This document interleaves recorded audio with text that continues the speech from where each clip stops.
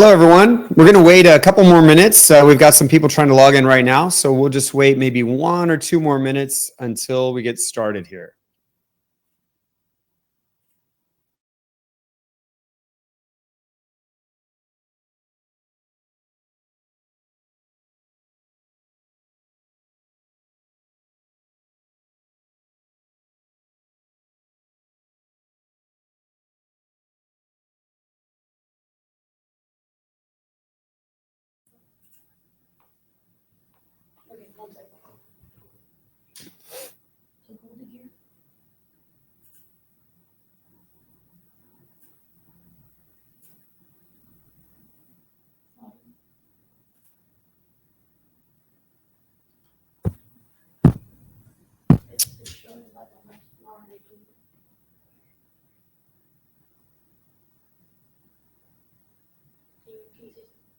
Check 1, 2.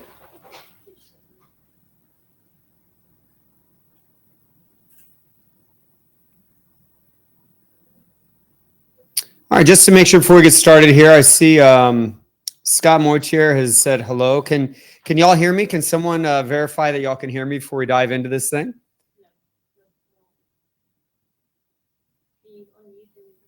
Good, you can hear me. Awesome. I see you, Brooks, Pablo, Frank. Thank you so much. All right, I appreciate all of y'all joining us. I hope this time was convenient for you. I've got my kids in the shower right now, so I got some quiet time here. Like I said, we're gonna wait maybe 1 more minute. Get some people are having some logistical issues with their computers, so we'll give them maybe 1 more minute. I'm sure if it's one of you having those issues, you'd appreciate that, and then we'll dive in here.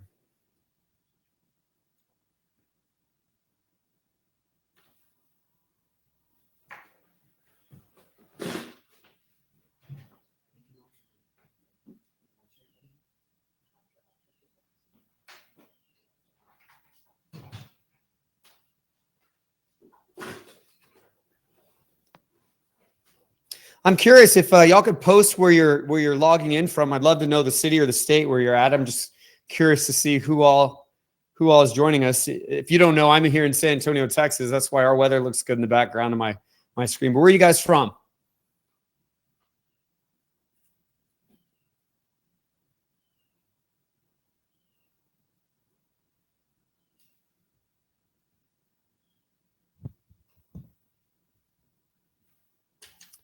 Can you guys still hear me?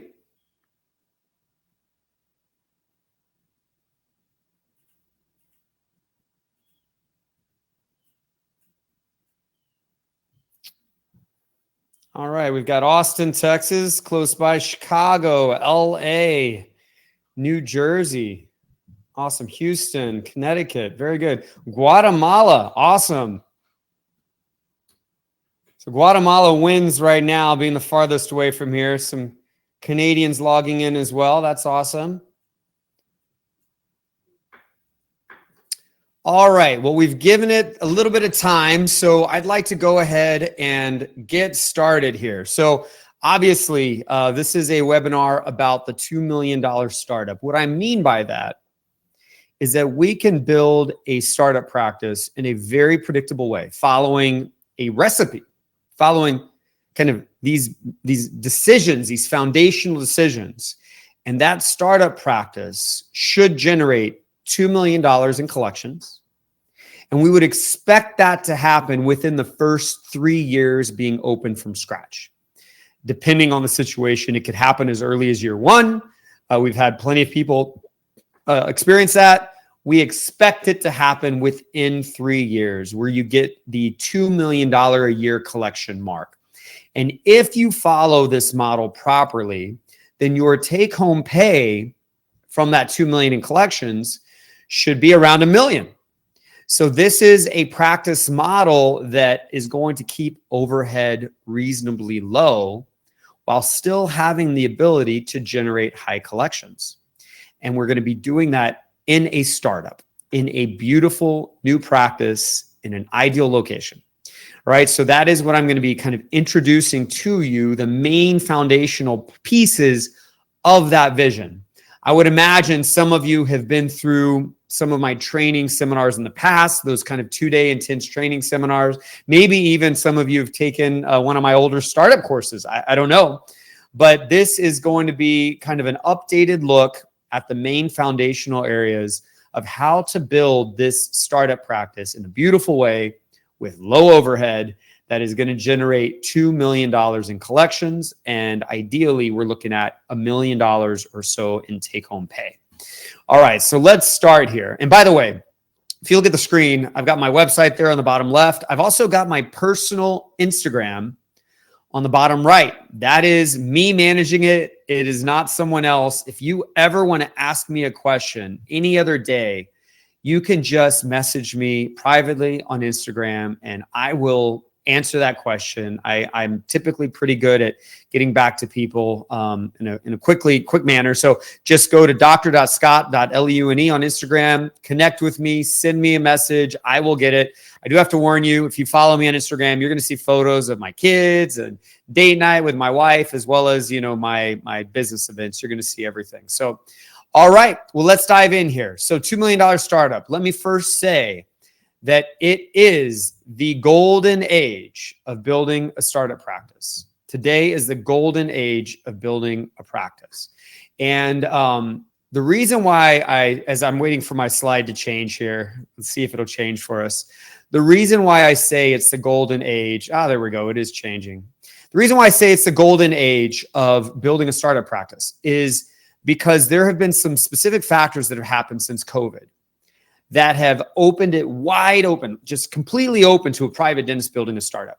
First, what we saw during COVID is we saw the major DSOs kind of slow down their expansion. And we saw major DSOs slow down the number of startups they were doing.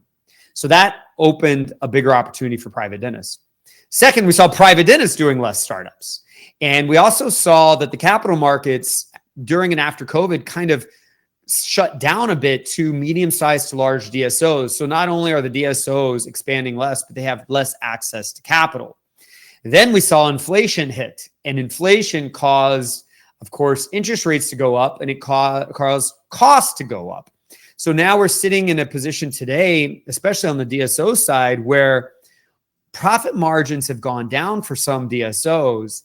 And so therefore it's harder for them to make their debt payments, yet they cannot refinance their debt payments because interest rates have gone up. And so it's caused them to focus more on what they call same-store sales growth, or in other words, growing the locations they already have. Maybe not expanding to new locations so quickly, but growing the locations they already have. Some of the major DSOs have even shut down locations. Hundreds of dental practice locations have been shut down and consolidated in an effort for these DSOs to generate a healthy enough profit margin to cover their debt payments and to operate properly. Now, while all that's happening and kind of putting pressure on the DSOs, we've got landlords who have lost tenants since COVID. And so they're desperate to get good tenants in, and a dentist is one of the very best tenants a retail location could land. And so landlords are offering very good deals to dentists right now. In addition to that, patients have been displaced from COVID. We know without COVID, the average patient sees a dentist about once every 3 years. With COVID, we had this kind of window where patients stopped going to the dentist, patients got new jobs, new insurance, and they're trying to getting back into dentistry right now. And we're just now seeing things ramp up again in dentistry. So all these patients have been displaced. And of course, some dentists never came back from COVID. They decided to go ahead and shut down and retire. And so all of these things kind of come together to build a huge opportunity for private dentists doing a startup. One downside since COVID is that construction costs have gone through the roof.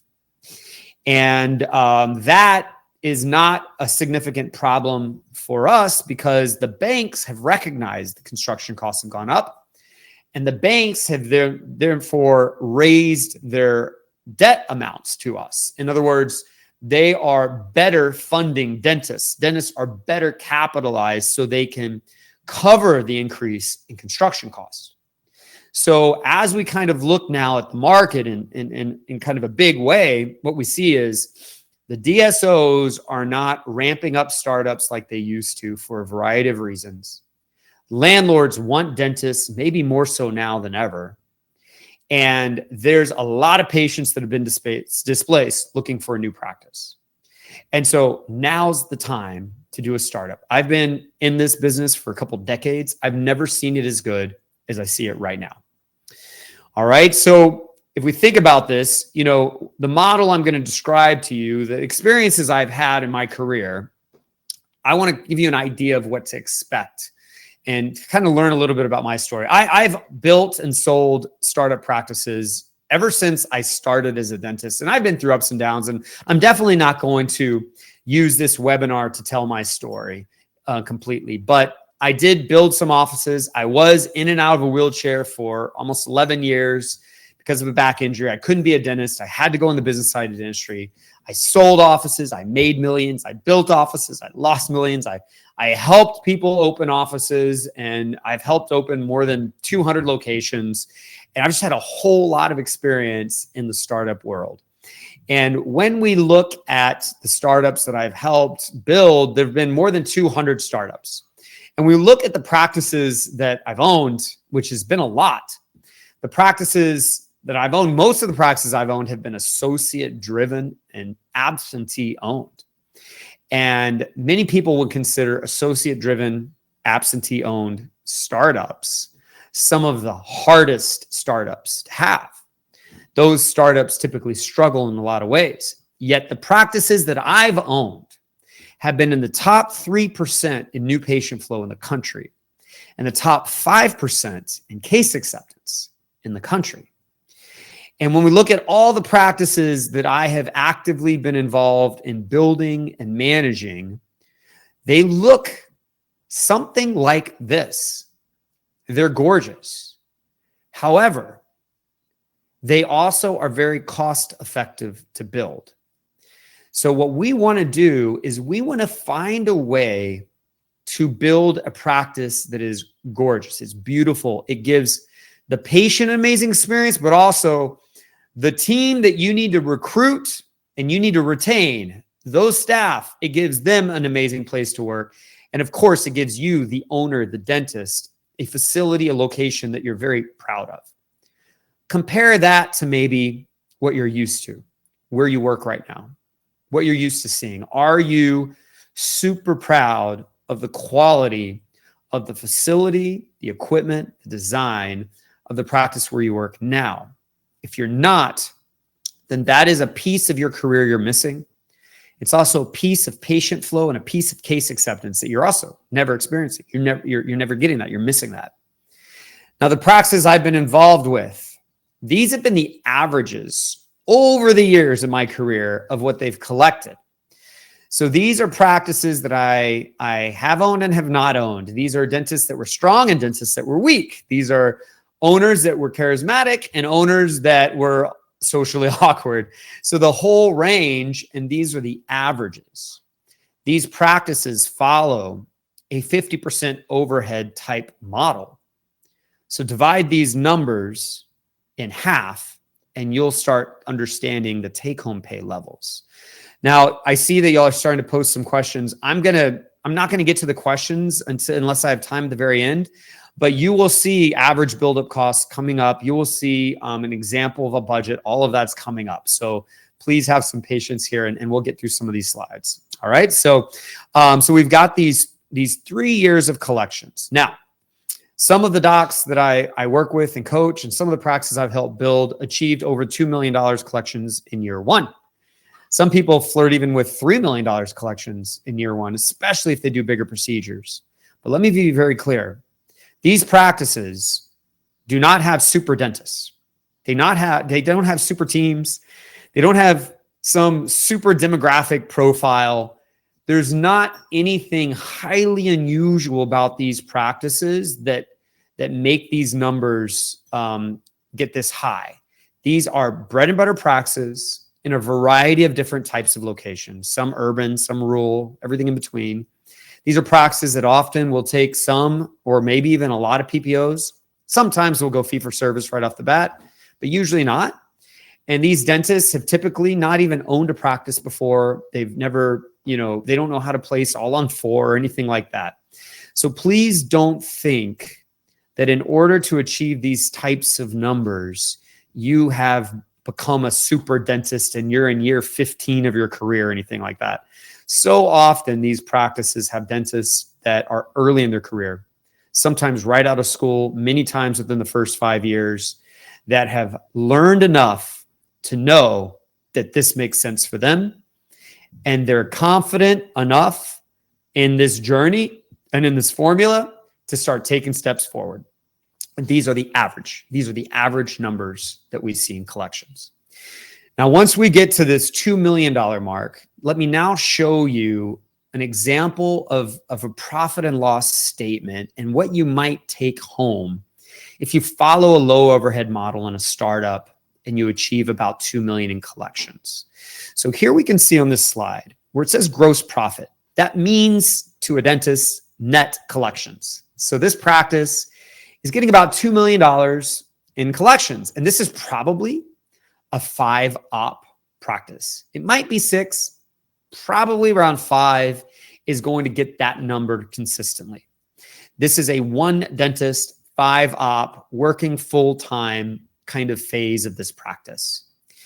And 2 million in collections. When we then kind of look at accounting terms like operating expenses and net operating income and EBITDA, you can see those numbers. But the number I want to kind of focus on is take-home pay and normalized take-home pay. That's what dentists are used to looking at and talking about.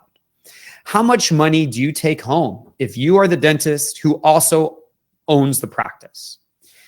Taking home between 1 million and 1.07 million. Now you might ask, why are those numbers different? If you are like paying for CE and travel and gas and your car and things like that, technically that's an expense, but really that should be classified as take-home pay. You're running some of your personal expenses through the business. So if you normalize that, if you add some of those optional personal expenses back, you get normalized take-home pay. And this is how you can compare your practice to other practices. So you can see here, we've got 2 million in collections. We've got almost 1.1 million in normalized take-home pay. That gives us a take-home pay percent of 53%, or in other words, 47% overhead. That is what we're trying to achieve. So can we get to 2 million in collections by year 3 in 5 ops with 1 dentist in a beautiful startup and maintain 50% or less overhead? Absolutely, we can. Absolutely. Over and over and over again, we can. The reason why you may not know or see a lot of people achieving this is because they are not following a set of decisions that lead to this. They are being influenced heavily by large equipment companies, large distributors like the Patterson, Shines, Bencos, and Darbys of the world. They are being influenced by architects who haven't been trained to save money. They've been trained to build expensive, beautiful things. They're not being influenced by business people that have proven what the laws of dental business are. They're instead being influenced by people selling consulting services that have never actually themselves built, practices on their own dime, on their own dollar. Dentistry is being influenced by Facebook groups where anyone can look like an expert. Anyone can type what they want. We are losing visibility into the exact things that work, and we're being distracted by a whole lot of people with ulterior motives. So I'm trying to be, in this webinar, a wake-up call to you to say, hey, unfortunately, most of what you hear is not anything I would follow if I were you. And I definitely wouldn't build my expectations around it. You need to find the people achieving what you want to achieve and learn from those people, surround yourself by those people, and have this confidence in yourself to move forward, to bet on yourself, to start that next chapter of your life. This is where I would love for you to end up, taking home $1 million a year within a short amount of time. I know no better way to pay down debt than to achieve this. No better way to have freedom in time, freedom in money, to have all kinds of options when it comes to choices in life, than to become a millionaire every year over as a dentist in a modestly sized, beautiful practice. All right, so how do we get here? We're going to start by looking at demographics. Demographics. What kind of demographic criteria do we need to find to build a startup practice? Well, in a very simple way of looking at demographics, the two most important things are how many people live there, the volume of population. That's number one. How many people live there? Number two, as you would probably expect, the population to dentist ratio. So how many dentists are there compared to the population? The population to dentist ratio gives you an idea of, how competitive it might be just from a number of dentists to a number of patients ratio perspective. That is a very important number, but the more important number of the two is how many people actually live there, the volume of people. Let me give you an example. I could have 8,000 people and one dentist, and you would call that an amazing ratio of 8,000 to 1. But I would have a big problem with that. There's only 8,000 people that live there. There's only so many people that look for a dentist, a tiny percentage of your overall patient base that is looking for a dentist any given month. If I had 80,000 people living there, I'd have 10 times more patients looking for a dentist. Even if there were more and more dentists, even if the ratio wasn't as good as 8,000 to 1, I'd much rather have 10 times more people looking for a dentist and compete in that market than to have hardly anyone looking, and I'm maybe one of the only dentists. I will do more implants, more ortho. I will see more new patients. My marketing may work better. I will have more opportunity the more people live in my area. Now, that doesn't mean I have to be in a big city. In a big city, of course, there's lots of people in a big city, but also in a big city, people won't travel as far. So in a big city, there's going to be a 2 or 3 mile radius where I'm going to pull patients from. I need as many people as possible in that little circle. However, the opposite of big city is being rural. In a rural area, I'm going to pull from a large radius.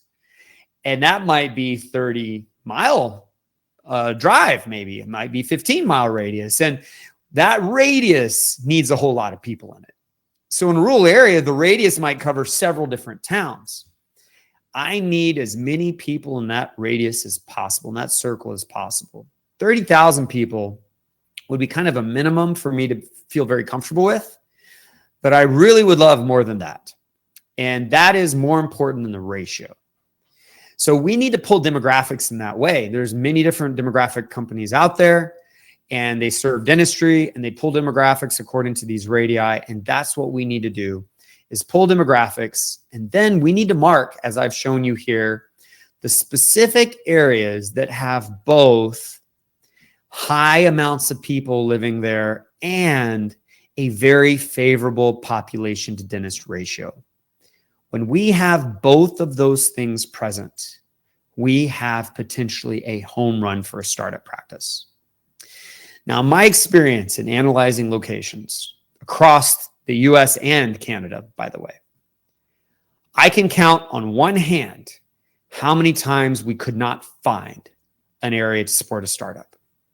In the decades I've been doing this, I can count on one hand the times we couldn't find a spot. So what that means to you is that it's highly likely that you're sitting right now in your area, in your city, with one or more ideal locations for a startup. And you may not feel that way. And I get it, because you haven't pulled the demographics like I'm describing. You haven't looked at things the way I've looked at them. You've not become an expert at this, and therefore you don't see the same things that I see. But I'm telling you, I've probably looked at a couple thousand locations, and I can count on one hand how many times there wasn't a spot. So it's highly likely you're sitting on a spot right now. And again, I've never seen a better time than now to build a startup. All right. So we're going to start with these demographics, looking at those kind of two main factors. And once we find those factors and we draw out these areas, we then need to zoom into the areas. And we need to figure out, are there properties available? So if I were to zoom into these 4 areas, I'm then going to see all the properties that are available, and I'm going to start negotiating those properties. I'm going to negotiate the leases to understand what the terms are so that I could build a mock budget. I'm going to show you an example of a budget later, but what I'm going to do is I'm going to build a budget, a pretend budget, a mock budget for every location I'm considering negotiating. And so as I build the budget, I can see, well, one location is big, it's 2,800 square feet. And another location is smaller, it's 1,500 square feet. So they're both going to have different construction costs, for example, right? The bigger space is going to have higher construction costs. They're both going to have different tenant improvement allowance terms, different free rent terms. They're going to have different costs. So I need to build a budget custom to each location that I'm negotiating so that I can see which locations are okay to build, which ones can I afford, which ones give me a healthy budget. And if I do a budget on a location and it's not healthy, then I need to negotiate that with the landlord harder to try to make it healthy.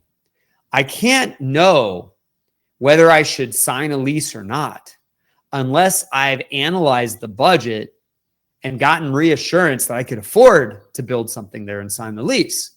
This is a mistake that most dentists make.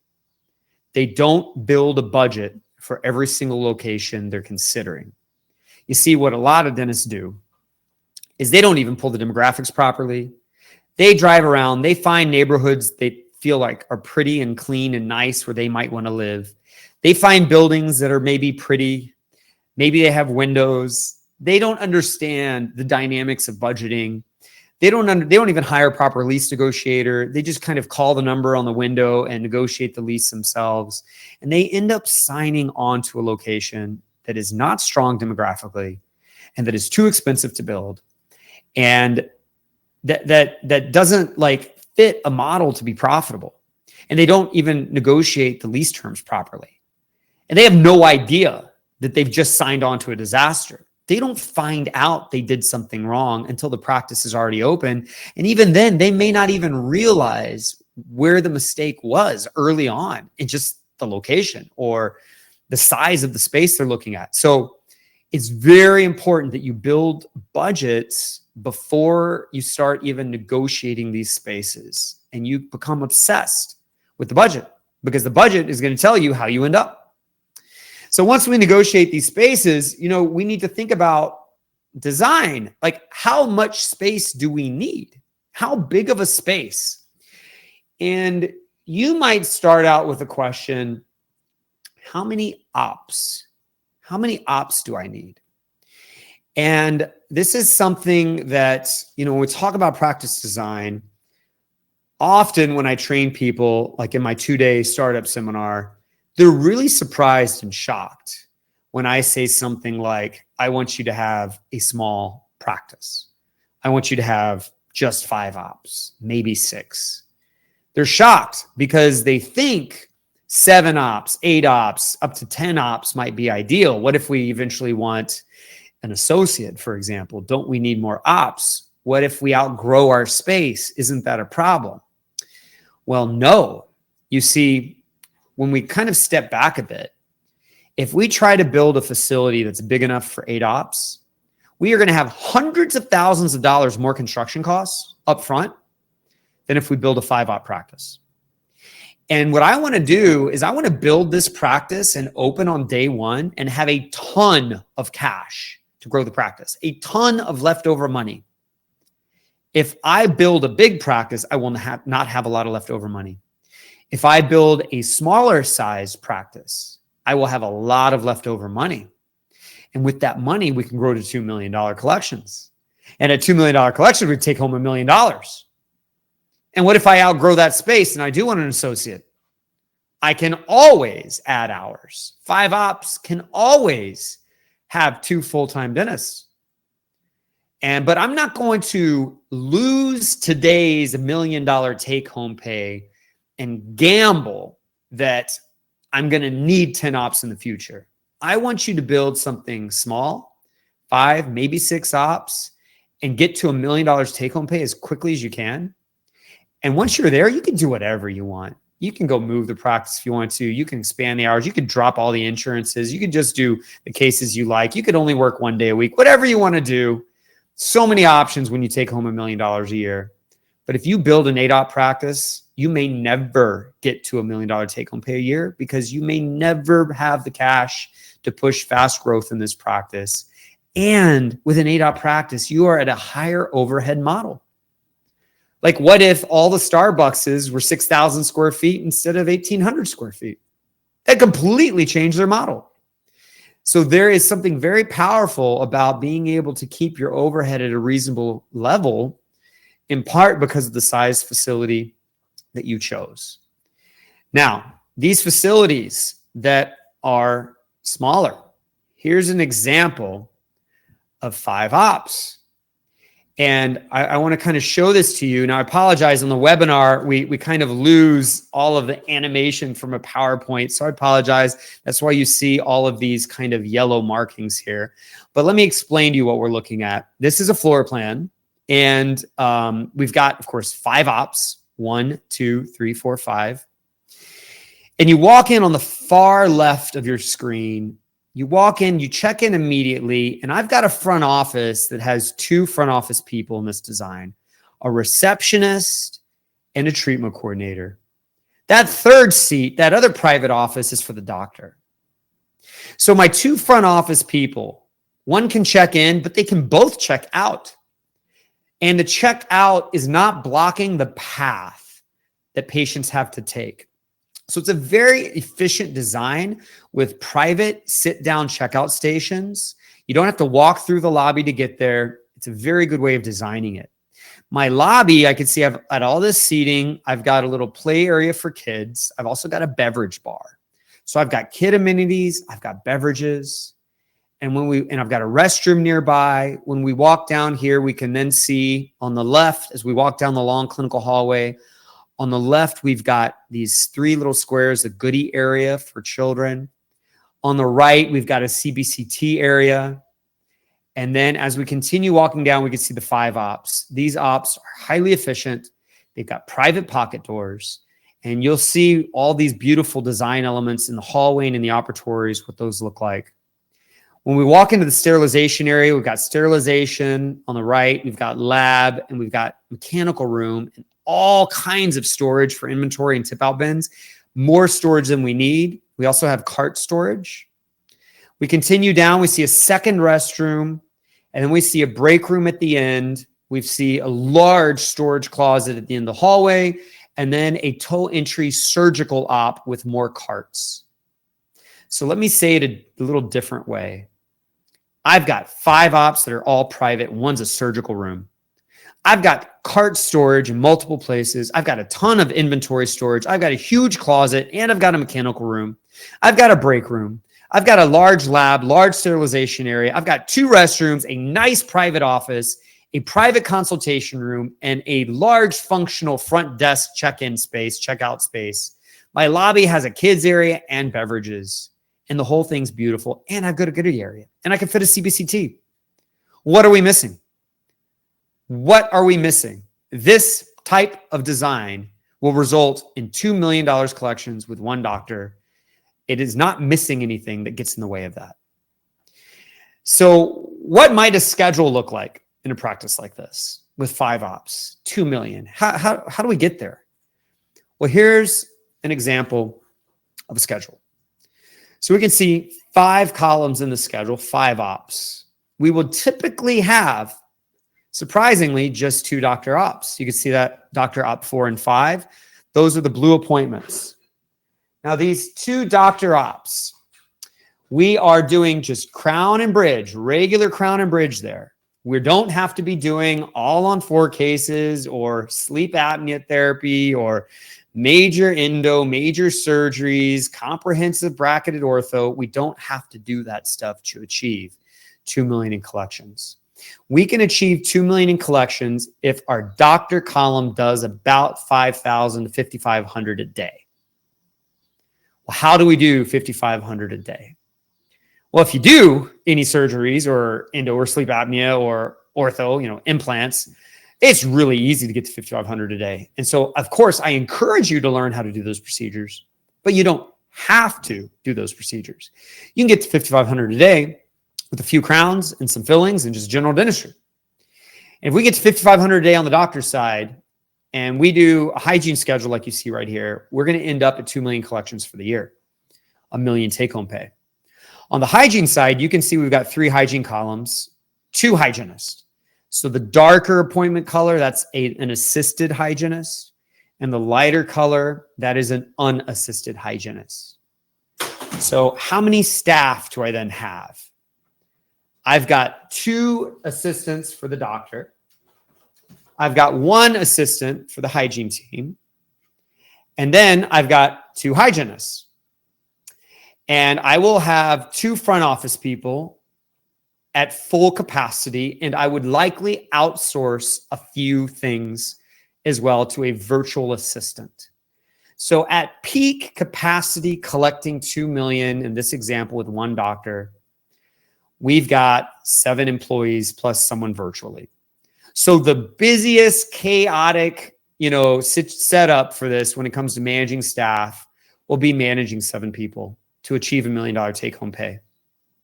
When you look at other models to get to $1 million take-home pay, many times it involves 10 ops, it involves 2 locations, 3 locations. It involves way more than 3 assistants, 2 hygienists, and 2 front office people. It involves way more people than that because it's a larger overhead model. And that's in part why a lot of people get burnt out is they have a difficult time managing teams of that size while at the same time managing patient flow going through 10 ops or multiple locations. In this kind of setup, we've got just 5 ops of patient flow per day, just 7 employees to manage. And by the way, when you achieve $1 million take-home pay, your employees will probably be getting paid more in your practice than they could ever get paid anywhere else. Retention is very straightforward when you're able to afford to pay people an incredibly high amount. That might also sound surprising to you. I want you to have a low overhead model where you pay your employees at the top of the range. All right, so here's examples of what practices like this might look like. Okay, some of these practices just opened. They follow things that we teach. They follow some of the methods that I've created. The practice on your top left, Lumiere, they just opened. The practice on the bottom left, Hudson, they just opened as well. The practice on the bottom right, they're in New Jersey. Been open for maybe a decade or so. Practice on the top right, beautiful practice. Tooth Co, really cool dentist as well, cool concept. These are all startup practices. This is what they look like. This is what we're able to build. If we're well-funded, we have a small footprint so that our construction costs aren't crazy, and we design it in the proper way. We need a design that's going to be beautiful. It's going to save us money. And it's going to be efficient so we can get all the ops in there. We can get all the storage in there that we need. We can get all the seats in there that we need in this smaller footprint. And now, again, I ask you, how do these practices look compared to what you're used to? Would you rather work in this environment? Probably so. What kind of employees would you be able to recruit if this was the environment that you had to offer them? What kind of patients would you recruit? What kind of patients would you retain? What kind of reputation would you quickly build, even if you're a younger dentist?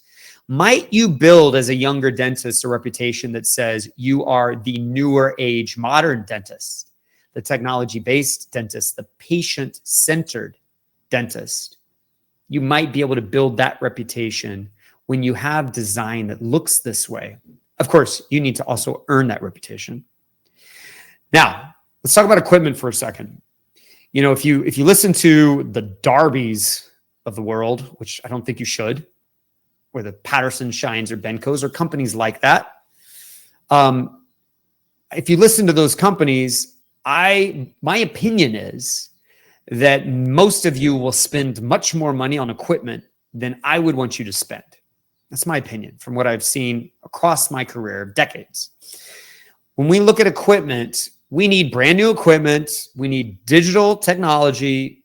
There is equipment that has to be great, but we don't need a Gucci chair. We don't need a Prada side cabinet. So we can buy great chairs with brands that don't cost as much. We don't even need side cabinets if we design the 12 o'clock cabinet properly. We don't even need to buy sterilization cabinetry necessarily from those big dealers that are multi-billion-dollar companies making money off of us sitting in the middle. We don't need to buy equipment like that. So here's an example of, you know, a bid that I received from Patterson. It was given to me. And this is what was quoted, this startup dentist. And, you know, this is something I see time and time again from all the big companies. I'm not meaning to just talk about Patterson, but to be very accurate here, this was a Patterson bid that a client showed me. And that's how much the patient chair costs, for example, $12,000. Yet when we go through kind of what I teach and what we walk through in our seminar, in our startup seminar, for example, we find different brands where we can buy brand new patient chairs that work great, that look great, that cost $3,650 instead of $12,000. We can find a different 12 o'clock cabinet. We don't even need side cabinets. We can find different Steri centers built different ways, use different types of x-ray heads. All of these things are multi-$1,000 decisions, and some of them are tens of thousands of dollars in decisions. I mean, just look at the doctor delivery. We've got $127,000 for 6 ops versus $14,000 for 6 ops. Both of those operatories will deliver handpieces to cut crowns. But there's a massive spread in cost. And we have normalized in dentistry spending this much money. But there are great brands, brand new equipment that works just as well, gives you all the same billable procedures, and is comfortable to use, that doesn't cost this much. To kind of give an analogy here, I want you to have a brand new like Kia, a brand new Kia that is beautiful. It works great. It's under warranty. You can definitely drive to work and back in that Kia. I don't want you buying a brand new Maserati or BMW that is so expensive when it breaks down, by the way. I want you to have a brand new Kia of a dental practice so that you can actually drive home in your own personal Ferrari. Don't have a Ferrari dental practice where you drive home in a Kia and your rep that sold you everything drives home in a Ferrari. I want you to build a startup practice with beautiful brand new equipment that does not cost a fortune.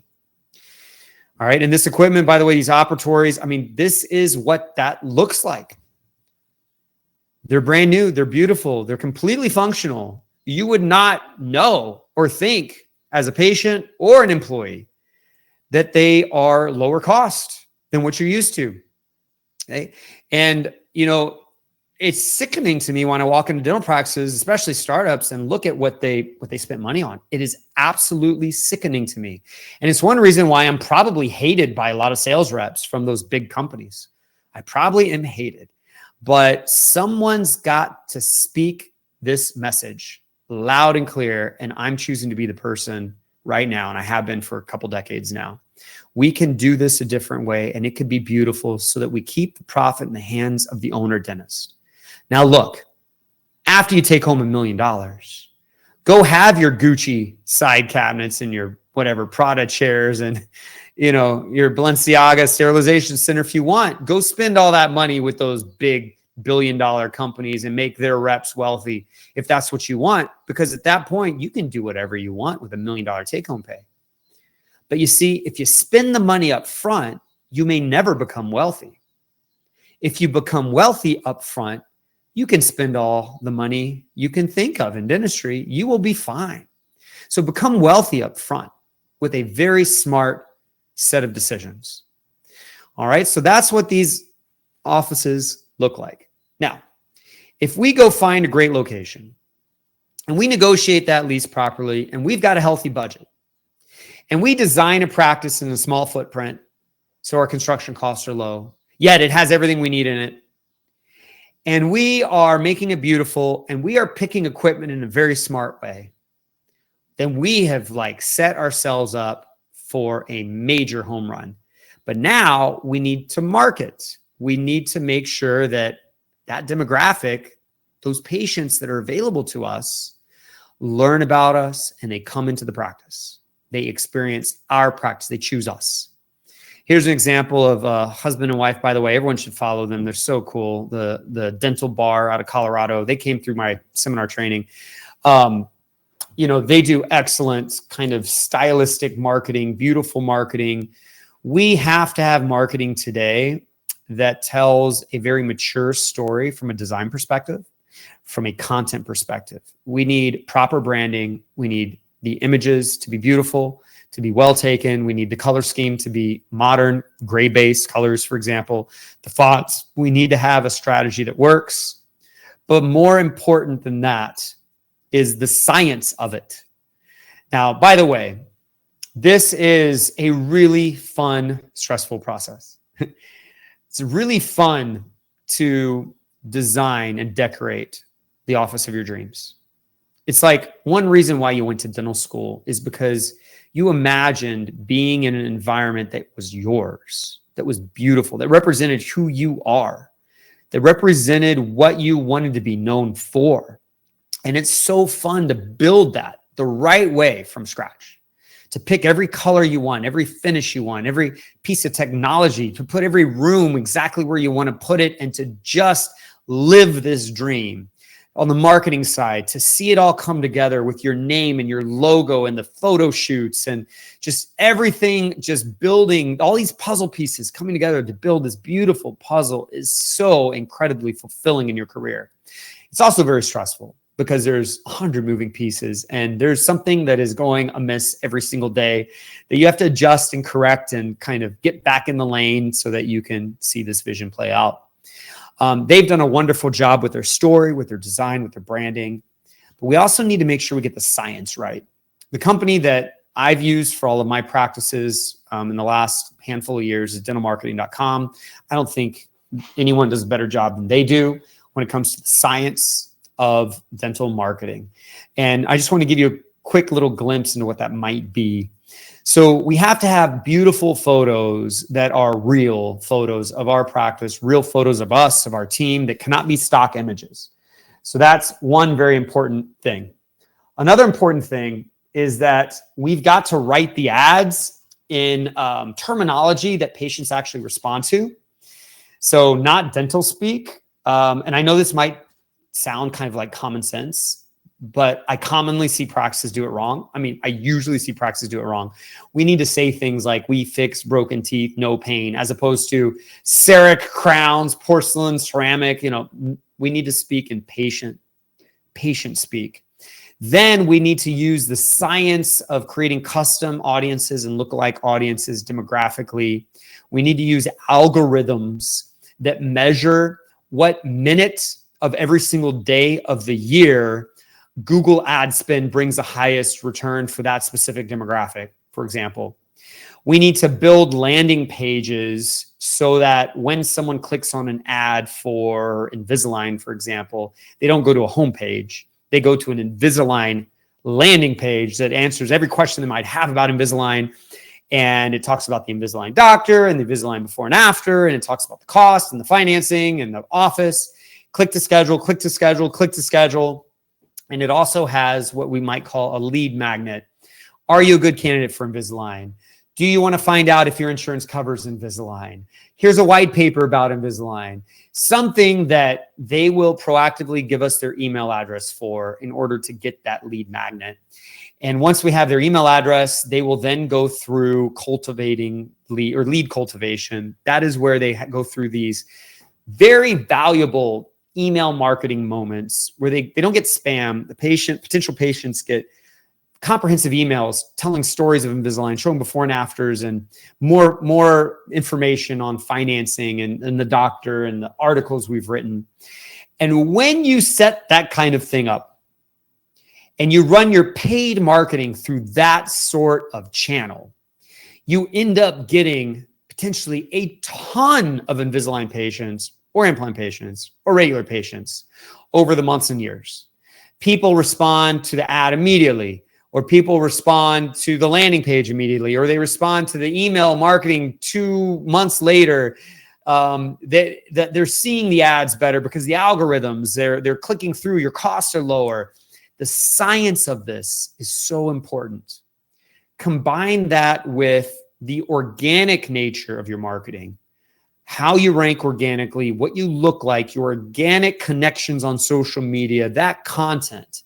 And when we put those two things together, and sometimes even put pretty strong direct mail with that, sometimes we just get this like explosion of patient growth if we've got that right location, demographically speaking. And we will have that demographic location found when we analyze it correctly and we negotiate it correctly. So this is kind of an intro into how all of that comes together. It's so much more than, do I have a pretty logo and I'm using a guy I know to build a website, or I went to Fiverr and got someone to do something for me, and now I'm just trying to, post on Instagram and hope that people show up. Nope. This is a recipe. There's a science behind it. Well, just because we're good at marketing doesn't mean we actually get the patients yet. They might click on their ads, they might get our landing page, and they may call us. Well, we better handle the phones properly. So 1/3 of new patient calls in dentistry are actually missed. 1/3. In a startup practice, it's higher than that because you're usually not open 5 days a week. We have to utilize virtual assistants to answer the calls we miss. And even if we answer the call, less than half of new patients actually get an appointment when they do talk to someone. We need to increase that scheduling rate through proper phones training and through having proper policies in our practice. So there is a massive focus when you open a startup on making sure you've optimized phones.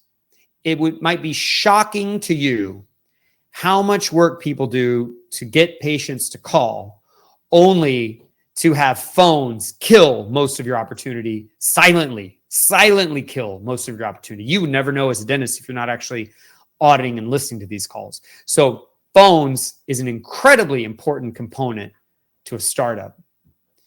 Now let's back up a bit. If we're going to build this startup in this ideal location, it's going to be beautiful. We're going to try to save money, all that. How much money do we need for a loan?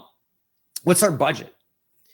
So $750,000 loan is normal for a startup practice today. And a lot of you could get more than that. And I would encourage you to, if you can, because that means you're even better capitalized. You're more well capitalized. No matter how much money you're able to get, enough or a whole lot, I never want you to blow it on anything you don't need. So we're going to try to get as much money as we can to be safe, to be conservative, to be well funded. What we're not going to do is go blow it on our Gucci chairs. So we're not going to waste the money. We're just going to try to get access to as much as possible so that we're safe. $750,000, we want the largest loan we can get, but we want the smallest first 2-year cost. So we want loan terms that give us interest-only payments, for example, within those first 2 years, because those are the 2 years where we're not making as much profit. We're just ramping this thing up. So we want to be protected as much as we can in those first 2 years. Now, this is what the budget might look like. Let me walk you through this a little bit. On the right, this is a location we're considering. On the left, these are kind of the standard costs we're assuming. So up top on the left, we're assuming here's our construction cost per square foot, depending on what region of the country we're in. We're going to assume about 45 grand in the IT stuff, about 7 grand in the sign. We've got equipment for 3 ops and sterilization and furniture and supplies and instruments. We've got soft costs such as architecture and legal services and upfront rent and marketing. and consulting. And when we add that all up, our total costs, you can see what they are on the right here. Our total costs add up to $724,000. Well, how can we afford to pay for the total costs? We are going to get money in. We are going to get our loan coming in. In this example, it's 800 grand. And we're going to get money back from the landlord when we sign the lease and we build this out in the form of tenant improvement allowance. And in this example, that's 99 grand. So in this example, we're getting 899,000 coming in. We have 724,000 going out. And so we net 175,000 in this example. That's for a 5-op practice in 1,650 square feet. 175 grand is a huge pile of cash. We will be able to push the growth heavily in this beautiful practice. 75 grand would be the minimum I would feel comfortable with. 175 grand, we are going to hit a home run in this location. So let me show you another example of this type of location. Here we've got 5 ops, 1,650 square feet. So that budget I just showed you, here's a corresponding floor plan. Let's start on the far left-hand side of your screen where the front door is. You walk in, you check in immediately. We can see we've got these 2 check front office seats right here, plus we've got a private room over here. So this is a 3-seat front office space. All 3 seats could check a patient out if needed, and none of the checkouts get in the way of the flow of traffic. Excellent design. Now, our lobby, we have our seating here. We've got a beverage bar area for amenities, a screen, and we've got a large children's area as well. We've got an oversized CBCT area that could even hold a Ceph if we ever needed that. If we didn't need that, then obviously this area would be smaller and we'd have an even larger lobby. Now we keep on going. Now we can see a restroom here that's near the lobby. We can see a second restroom that's at the back of the space. We walk down and we can now see we've got 5 operatories. All 5 have privacy. I could have turned one of these ops into a surgical op, most likely the very back op. We've got, okay, so I see y'all can't see my cursor. No problem. I'll be more verbal about it. I'm going to show you some photos after, so you'll get it. We've got a, I mentioned that consultation room. So if we go past the consultation room, we can see an area that is, you can see sterilization lab, and we can see tip out bins. If you go past that, we see doctor's office, and then finally break room, mechanical room, and the other restroom. So let me show you the photos of this. So let's start here. We've got the lobby. That's what it might look like. Modern style, clean. This may not be your style. I know there's things I like about it. I might have a slightly different style, but I think we could all agree this is a beautiful lobby, beautiful office, well done. Patient walks in here thinking, this is a modern practice. This is great. Plenty of space. We keep going. We've got a kids area. We might have video games. We might have a TV. We might have toys, little play kitchen for toddlers. Okay. When we keep looking here, we've got examples of a beverage area. We can serve coffee. We can serve canned beverages, bottled water. Trash can is built in. Our front office area has these sit-down private checkout stations. That's what it might look like, which is a beautiful way to handle checkout, especially if there's multiple stations. There's never a line to check out. Our consultation room would have an L-shaped desk like what you see here. Perfect design for someone to work in all day long, but every now and then turn and talk to a patient privately. Our area here is a goodie area. We might have toy machines for kids, stuffed animals. We've also got operatories that might look something like this. You can see the architectural elements there from the floor plan. You can see it in the photo, the cloud above the chair, for example, the TVs.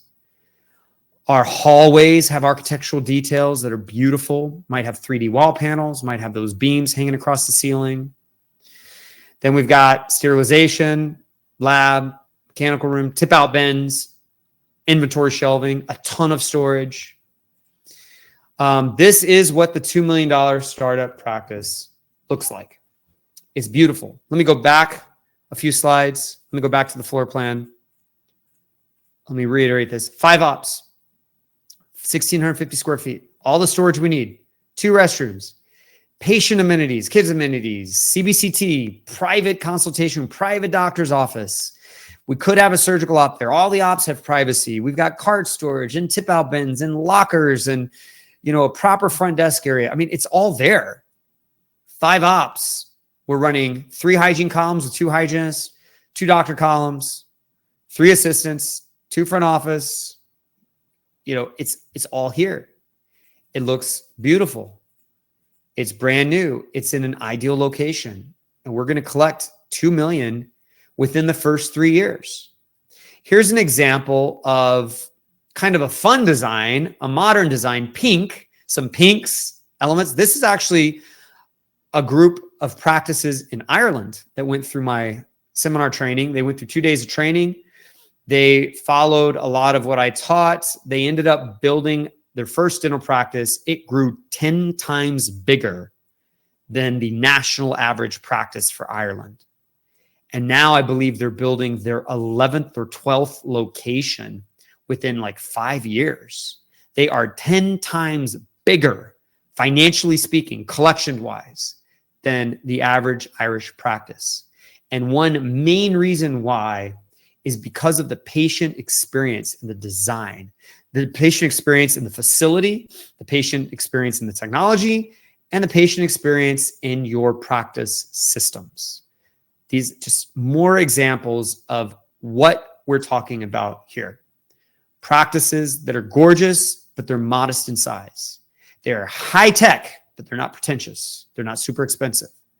They are efficient. They have everything we need, and they do not have to have massive teams and massive costs.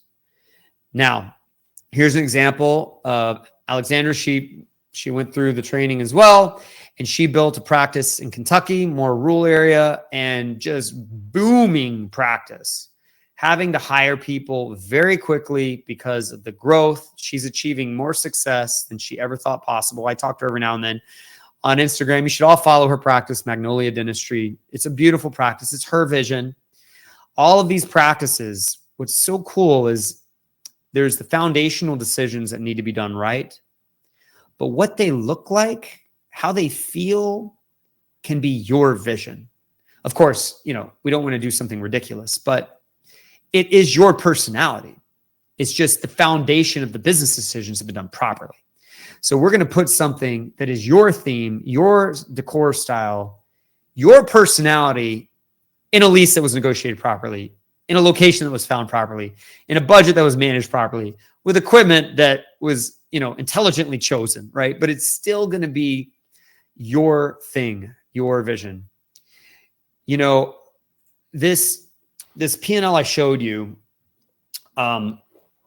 if you achieve this by year 2 or year 3, what does year 5 or 6 look like?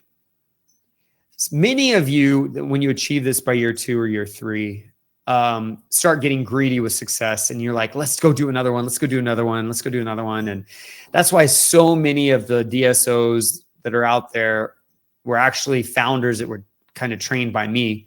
They became DSO owners. But I want to tell you that I think a whole lot of dentists shouldn't do that. A whole lot of dentists should build something they're really proud of and happy with, and have a team they love, and have $1 million or more take-home pay. And at that point, lock that in forever and go build an amazing life. Don't compromise your time. Don't compromise your health. Don't compromise your mental sanity and your relationships. Don't be disappointed when you get home from work or exhausted. Don't be wishing the next patient would just no-show so you could have a breather. I feel that you can live an amazing life if you build a career that is of high patient quality and high financial quality. You can build an amazing life outside of dentistry. So another thing I want you to think about is, how long have you been a dentist right now? How many years have you given up of having this P&L by waiting to bet on yourself? Had you had the confidence or the training 3 years ago, you'd be taking home $1 million now, maybe. or some of you 5 years ago, some of you 10 years ago. Like, how much longer are you going to keep your situation, especially if you're not like happy with the situation?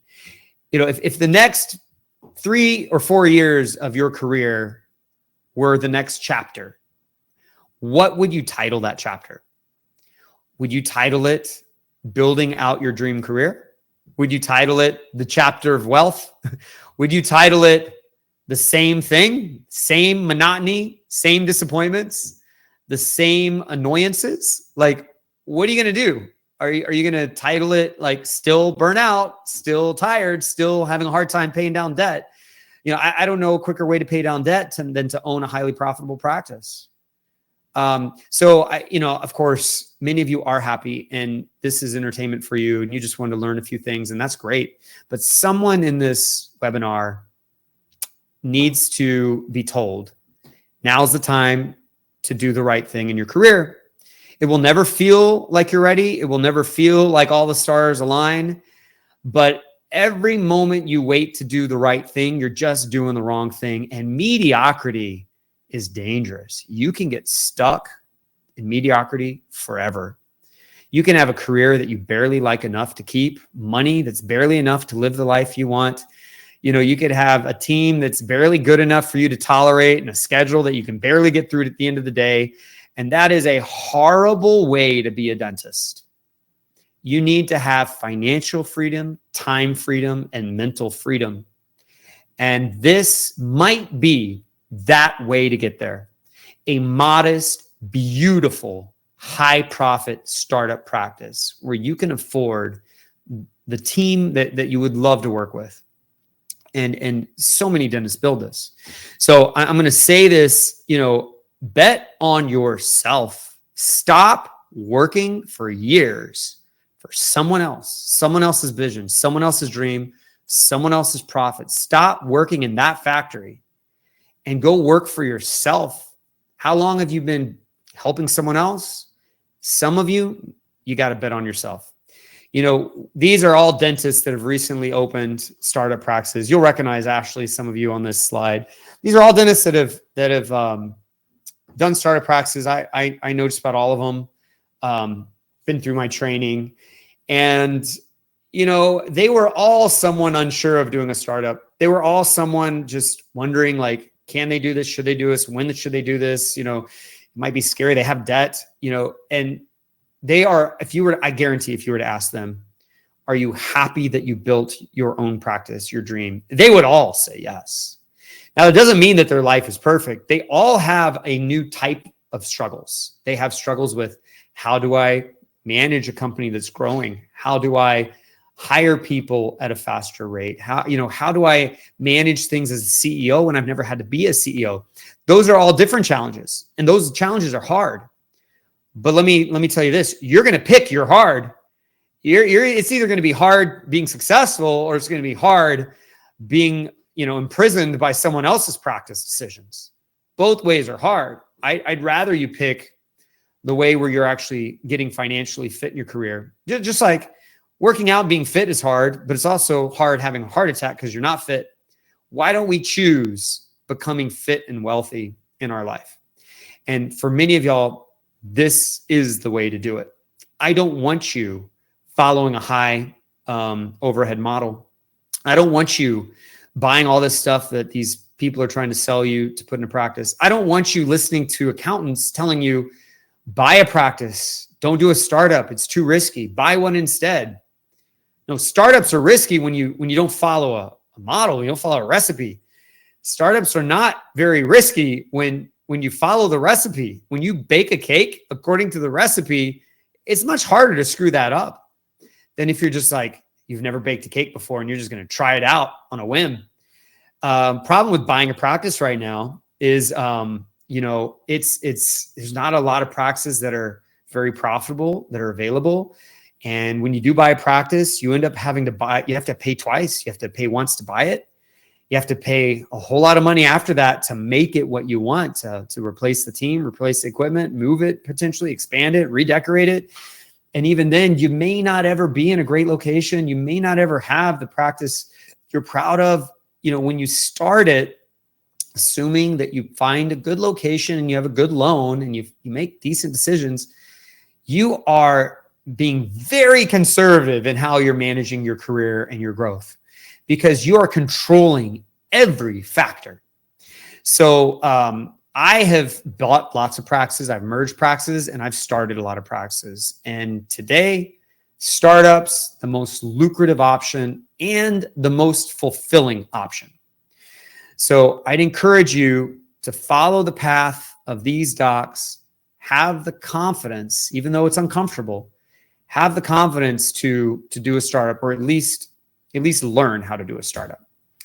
Now, if you want to learn how to do a startup, then if you want to learn from me, these are the next steps. You can attend a 2-day seminar where I will go 16 hours in depth, just hundreds of pages worth, tell you all the tiniest details of how to do this, following a model like this.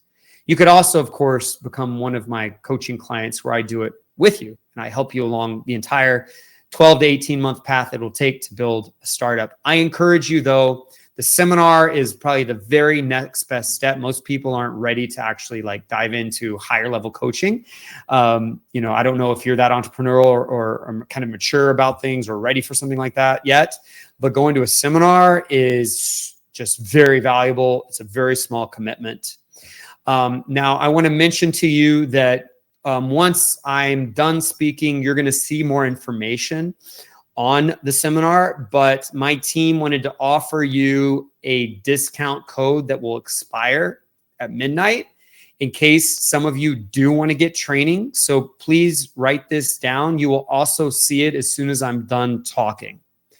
Now, we've got a little bit of time left. If y'all do have some questions, I don't mind spending a little bit of time answering the questions before I go kiss my kids goodnight. I got 5 kids. Some of them are still little, so I got to go kiss them goodnight in a bit. But if you have some questions, feel free to ask them right now. Or if you think of questions after the fact, you can connect with me on Instagram, like I said, at dr.scott.leune.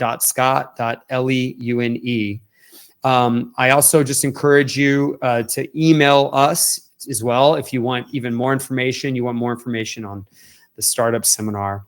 So let me kind of end this. Doesn't look like we have any questions come in. Let me kind of end this with the final set of thoughts.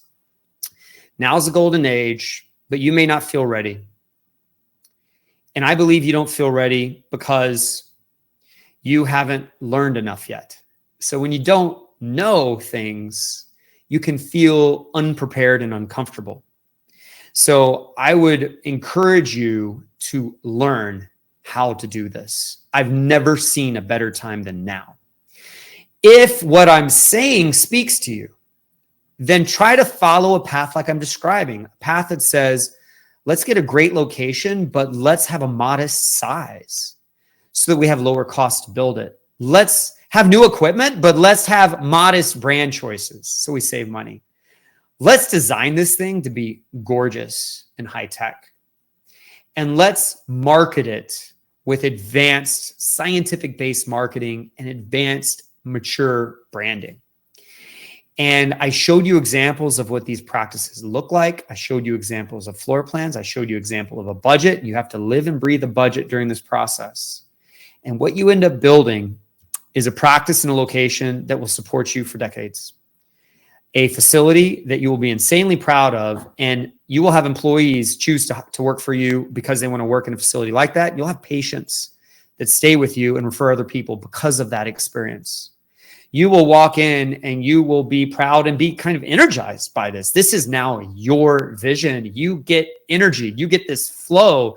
You get this excitement that gives you more strength to be a dentist. But you don't have to be a super dentist because this is a 5-op model. You're just covering 7 employees and you are able to achieve 2 million in collections if you do it thoughtfully, especially if you get training on that, on business training on that. And because you're doing it in this type of facility, you're doing it in a low overhead way.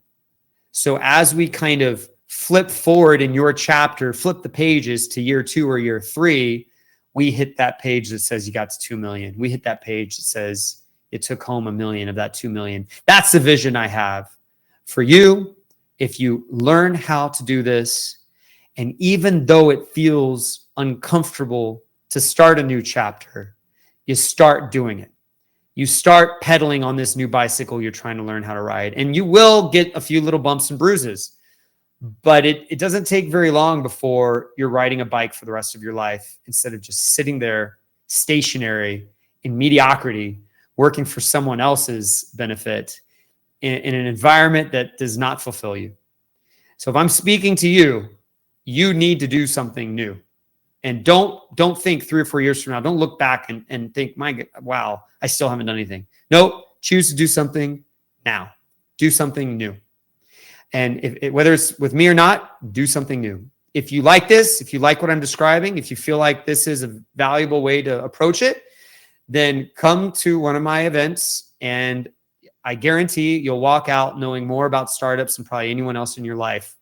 And you will feel very prepared to either do a startup or to know, for whatever reason, if that's not what you wanted to do.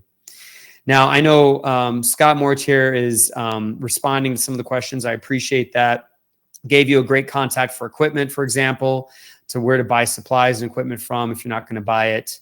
Answer some questions on the discount course, the discount code as well. So go to my website. You can see all the dates if you want to come to an event.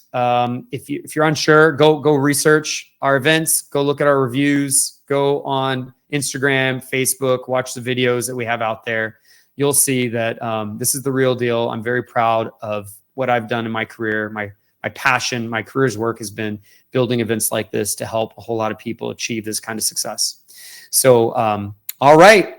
Well, I am done speaking. Don't go just yet. You'll see a few other slides pop up and some more information that'll be important to you.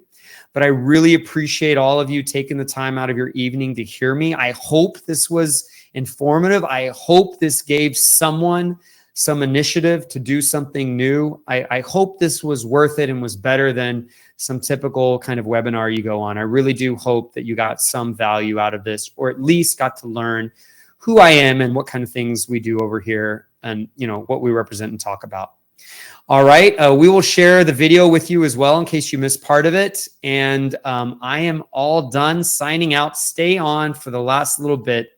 I appreciate y'all, and I hope I will see you in the future. Thank you, everyone.